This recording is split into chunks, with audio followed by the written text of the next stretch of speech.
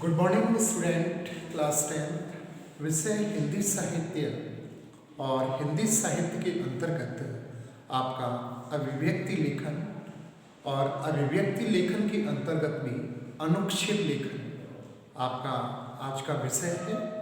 और उस अनुच्छेद के अंतर्गत यह अनुच्छेद, जिस अनुच्छेद को मैं प्रस्तुत करने जा रहा हूँ वह 15वां अनुच्छेद है, अर्थात 15 नंबर का अनुच्छेद है।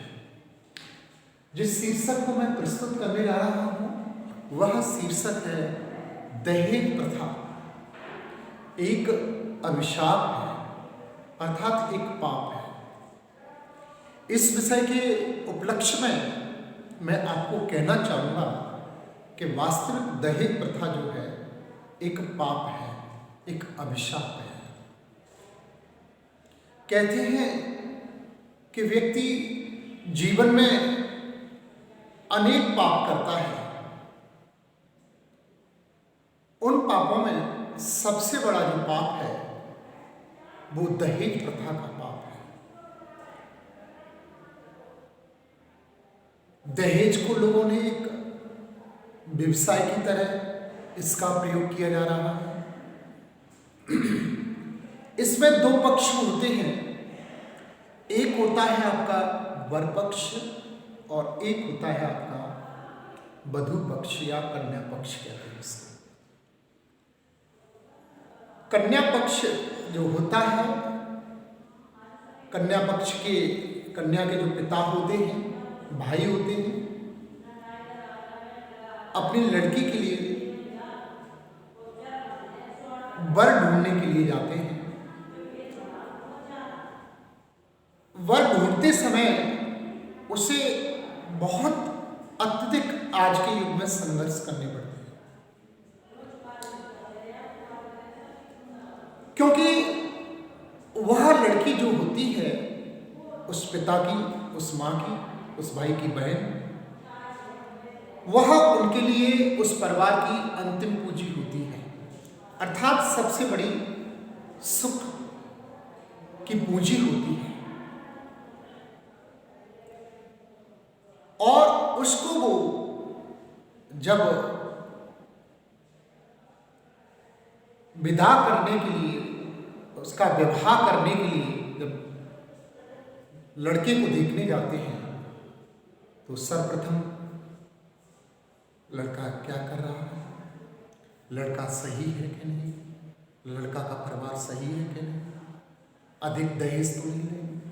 सारी बातें नॉर्मल हो जाती हैं, लड़का भी चल जाता है, परिवार भी उसके साथ में परिवार को भी वो कर लेते हैं। लेकिन पेच वहां बसता है जब दहेज की बात आती है। कन्या वाला जो पिता होता है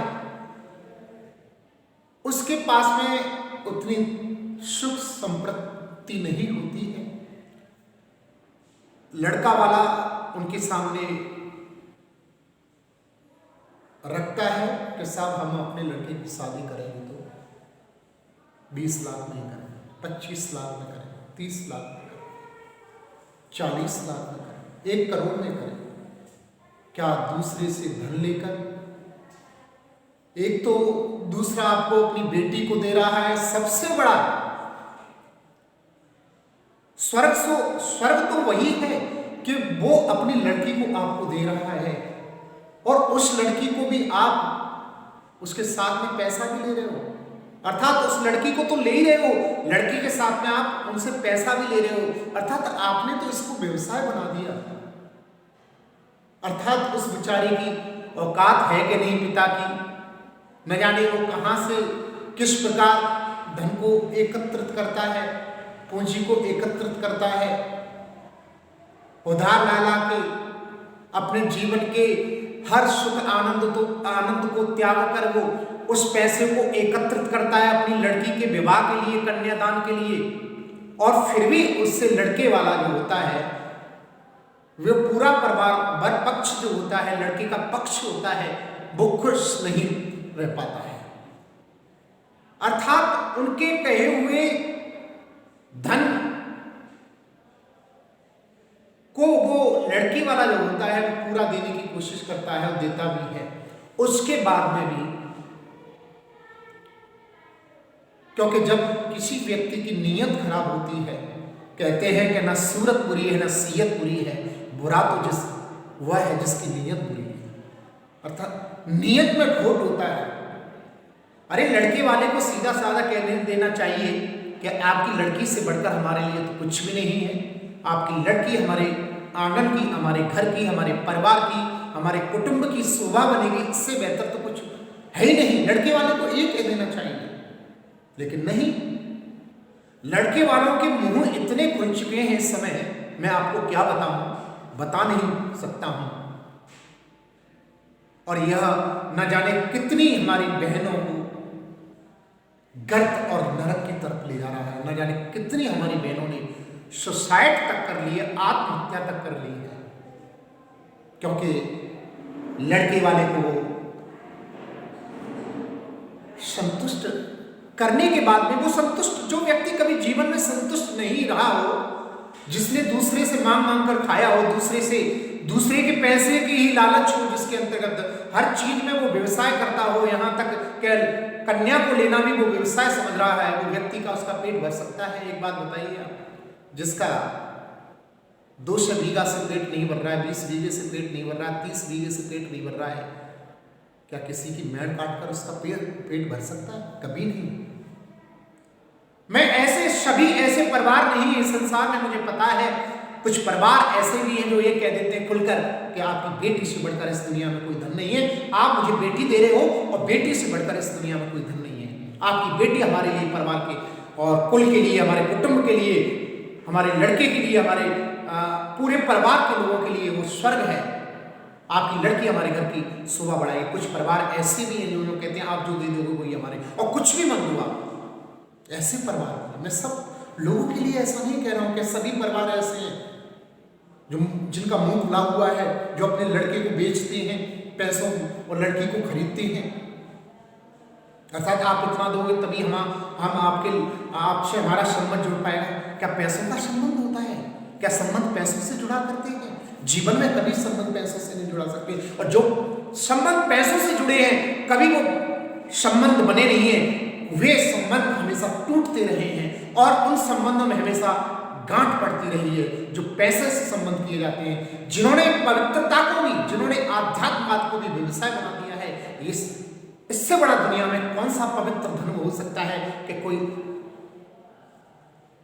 बाप, कोई माँ अपनी बेटी को, जिसने उनकी वो अंतिम पूंजी रही हो जीवन की, 18, 19, 20, 21, 22, 23 साल तक वो उनके यहाँ रही हो, उन्होंने पाला हो, उनको खिला पिला के उस लड़की को अच्छा किया हो, उसकी पूरी एजुकेशन कराई हो उन माँ बापों ने, और वो लड़की माँ के कार्यों में सहभागिता निभाती है, यहाँ तक कि पोंछे की बात आती है तो वो घर में बेचारे में पोंछा भी लगाती है, वो जहाँ तक चाय बनाने की बात आती है वो चाय बनाती है, जहाँ तक खाना बनाने की बात आती है वो खाना भी बनाती है, घर का ऐसा कोई काम नहीं होता है। अर्थात सबसे ज़्यादा हेल्पफुल जो होती है वो परिवार में लड़की होती है, कुंवारी लड़की होती है, जितना काम करती है वो, उससे घर के जितने भी काम है, साज सज्जा के काम है, बाहर से कोई आया है उसका रेस्पेक्ट कैसे करना है, खाना कैसे बनाना है, माँ की सबसे ज़्यादा यदि सहायता करती है तो वह लड़की सहायता करती है।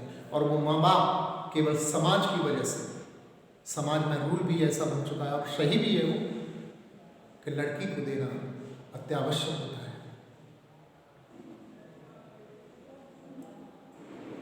लेकिन आज के लोगों की मानसिकता बहुत गलत बन चुकी है। मैं ऐसे लोगों से निवेदन करूंगा, उनसे कहना चाहूँगा कि आप कभी भी संबंध करने जाएं, अपने लड़की को देखने के लिए जाएं, कभी भी उसके साथ सामने आप अपनी ख्वाहिश न रखें। हाँ, लड़की देखें, अच्छा परिवार देखें, लड़की की लंबाई चौड़ाई देखें, वो आपका हक बनता है। सुंदरता देखें, वो हक। मैं तो ये कहूँगा सौंदर्य क्या है? अरे चर्म का सौंदर्य, चर्म से व्यक्ति अगर सुंदर होने लगे तो आज नमक जख्मों की दवा हो जाता। अगर आज रंग रूप सफेद अगर सुंदर हो तो आज जो नमक है वो जख्मों की दवा हो जाता। क्या त्वचा का सौंदर्य देखना, अगर किसी व्यक्ति का सौंदर्य देखना है, उस लड़की का सौंदर्य देखना है, उसके गुण देखिए, उसकी क्वालिटी देखिए, उसकी एजुकेशन देखिए, उसके परिवार वालों के संस्कार देखिए, उस परिवार के उस पिता की, उस लड़की के पिता की प्रतिष्ठा देखिए, उसका स्वाभिमान देखिए, ये गुण देखने लायक है।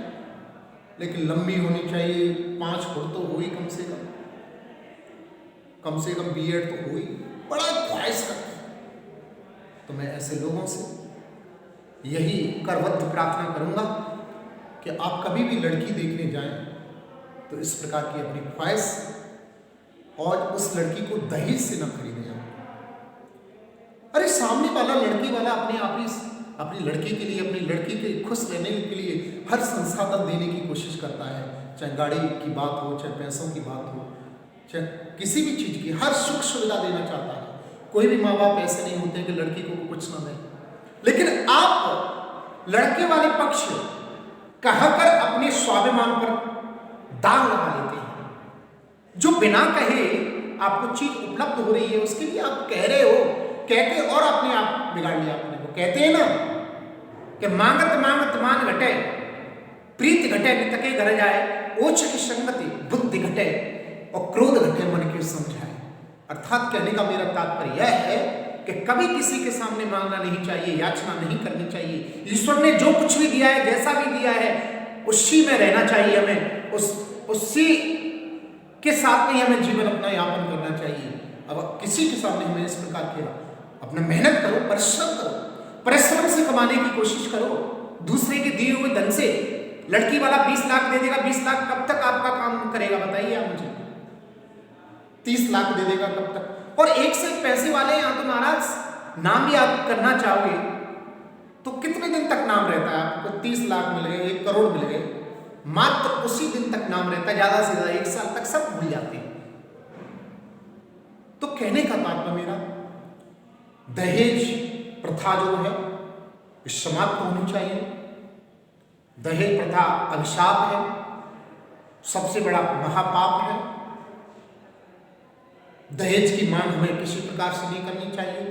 दहेज के कारण हमें बहन बेटियों को सताना नहीं चाहिए, उनके साथ में किसी प्रकार की मारपीट नहीं करनी चाहिए, उनके साथ में किसी प्रकार का उनका दोहन नहीं करना चाहिए, तरह तरह की यातनाएं नहीं देनी चाहिए कन्याओं को, लड़कियों को, बहनों को, बेटियों को।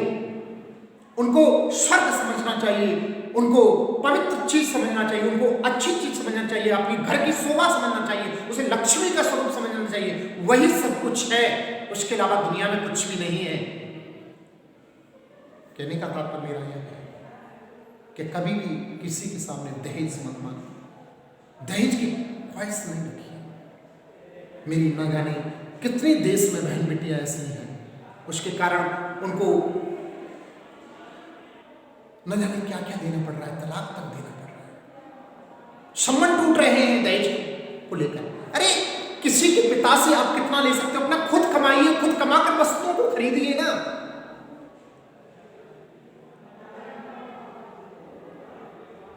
कि चाकू में वो अपने घर से लेके आएगी, तभी उसी चाकू से आप अपने घर के आलू काटोगे। वो अपने घर से झाड़ू लेके आएगी, उसी घर से अपने घर में झाड़ू दबाओगे आप। अरे एक बार ले लिया दहेज, संतुष्ट हो जाइए। शादी पर आपने ले लिया, उसके बाद में क्या बार बार मांगते रहना? तेरे पिता ने ये नहीं दिया, तेरे पिता ने ये नहीं दिया, तेरे पिता ने टीवी नहीं दी, तेरे पिता ने ये नहीं दिया, तेरे परिवार वाले ऐसे हैं, ये है, वो है, फलाना है, ये। अरे कितने हजारों बात उस लड़की को सुनाते हैं, उस कन्या को सुनाते हैं जिसको ब्याह के लाते हैं। क्या तुमने उस कन्या को नौकर समझ रखा है अपने घर का? अरे जिस प्रकार आपकी लड़की है उसी प्रकार दूसरे के घर से आई हुई लड़की, उसका सम्मान करो, वो भी आपकी बेटी की तरह है।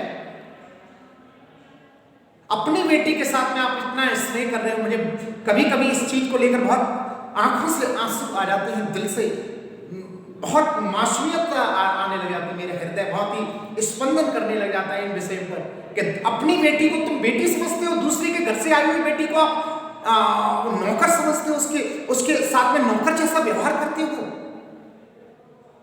नौकरशाही व्यवहार करते हो, अत्याचार करते हो, तरह तरह की यात्राएं देते हो, तरह तरह की बातें सुनाते हो, पीड़ा देते हो। उस कारण से वो लड़की यहां तक आत्महत्या तक कर लेती है। कितनी यातनाओं को झेले, कितने चीजों को झेले, क्या उसका हृदय इतना पत्थर है कि सभी चीजों को वो सहन कर ले? किस प्रकार कर सकती है? आप अपनी बेटी को हजारों दफे अपने घर पे बुला सकते हो, दूसरे की बेटी अगर घर पर एक दिन जाने के लिए कहती है तो आप मना कर देते हो। मैं आपके सामने अपनी पीड़ा व्यक्त कर रहा हूं। आज जिस समाज में मैं रह रहा हूं, उस समाज की बहन बेटियों के प्रति मैंने देखा है, आंखों से देखा है, मेरा अनुभव है, मैं आपके सामने सत्य कह रहा हूं कि आज दूसरे के घर से आई हुई बहन बेटियों के साथ में अत्याचार हो रहे हैं, उनको घर तक नहीं जाने दिया जा रहा है, उनके घर तक।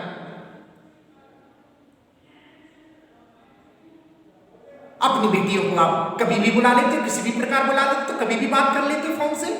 दूसरी की बेटी आपके घर पे आई हुई बहू बनकर उसको नौकर समझ रहे हो, वो नौकरी ही है बस, ना तो दिखा पाए अपने आप को, ना बच्चों को दिखा पाए, कुछ भी दिखा ना पाए। ये कहां की विडंबना है, कहां का न्याय है, कहां का सिद्धांत है, किस नियम में लिखा हुआ है, किस शास्त्र में लिखा हुआ है, मुझे बताइए। किसी शास्त्र में नहीं लिखा हुआ है, आपका बना हुआ किंवदंती चीजें हैं, या आप अपने सुख को देखते हो, केवल अपनी आत्मीयता के संबंध को देखते हो, केवल आप दूसरे की चीजों को समझते नहीं हो, आपने दूसरे को कुछ समझा ही नहीं, उसके प्रति आपकी आत्मीयता नहीं है। यही आपकी न्याय और अन्याय की चीज समझ में आती है हमारे सामने। बात बहुत बड़ी बड़ी करते हैं आपसे, धर्मिक बात। तो कहने का तात्पर्य मेरा नम्र निवेदन है ऐसे लोगों से, मेरा करबद्ध प्रार्थना है कि आप दहेज मत मांगिए। दहेज एक अभिशाप है और इसकी वजह से न जाने कितनी बहन बेटियों ने अपने जीवन को नरक में डालना पड़ा है, अपने जीवन को नष्ट करना पड़ा है। मेरा यही प्रार्थना रहेगी आपको, आपके सामने, कि आप दहेज की किसी के सामने मांग ना करें। अब मांग करना है तो लड़की की मांग करो। लड़की स्वर्ग है, दहेज नरक है, यह मैं कहना चाहूंगा आपके साथ।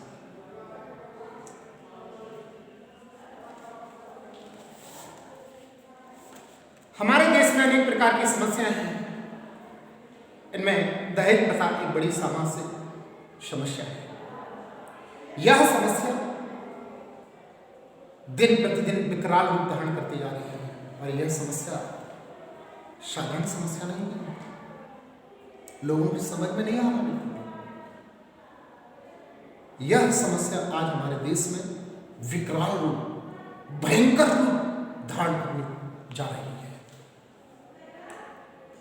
प्रारंभ में संभव है कि किसी समय इसकी कुछ सार्थकता रही हो, शायद इसका कुछ उपयोग रहा होगा, पर अब इसका स्वरूप काफी बिगड़ चुका है। यह समाज परिवार एक अनचाहा बोझ बन गई है। यद्यपि कानून की दृष्टि से दहेज मांगना अपराध है, पर व्यवहार में आज भी जारी है। घटने की बजाय यह समस्या लगातार बढ़ती जा रही है। वर को धन से खरीदा जाता है, कम दहेज देने पर वधू को मारा पीटा तथा सताया जाता है, कई बार तो उसे आत्महत्या करने तक के लिए विवश कर दिया जाता है। ऐसे में अब समय आ गया है कि इस समस्या पर गंभीरतापूर्वक विचार किया जाए।